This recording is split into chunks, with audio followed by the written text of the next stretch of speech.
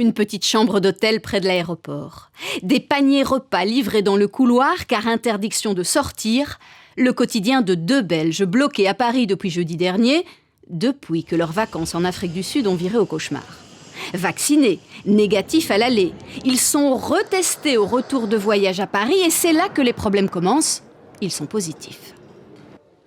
Je comprends totalement le fait qu'on soit isolé. Ce qui me dérange, c'est que j'ai pu prouver que j'avais une maison, que je pouvais m'isoler sans mettre en danger la vie des autres parce que j'allais m'isoler et respecter cette quarantaine. Et qu'en Belgique, on peut faire sa quarantaine chez soi, dans sa maison, avec un test à J1 et à J7.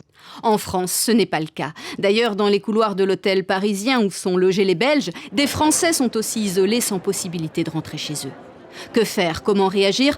Les affaires étrangères sont claires. Les voyages hors Union européenne restent fortement déconseillés. Nos ressortissants doivent respecter les règles en vigueur dans les pays où ils partent et où ils transitent, y compris les quarantaines. La situation évolue en quasi tous les jours, il faut rester informé.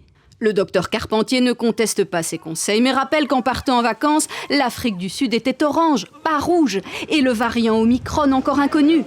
Les autorités françaises se montrent intransigeantes. Moi, j'ai des policiers qui téléphonent 2 fois par jour dans ma chambre pour vérifier que je sois bien là. Les cartes sont démagnétisées, donc on n'a pas le droit de sortir de la chambre. Donc si la porte se ferme, je ne sais plus rentrer dans ma chambre et l'étage est bloqué par l'ascenseur au 5e étage.